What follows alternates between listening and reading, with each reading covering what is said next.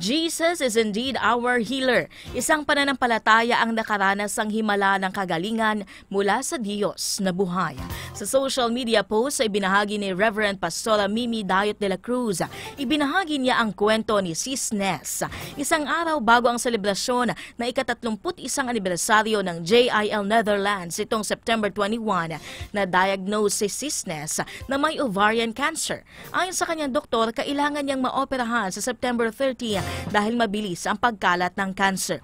Kaya sa araw ng kanilang anibersaryo, lumapit siya kay Pastora Mimi at humingi ng panalangin.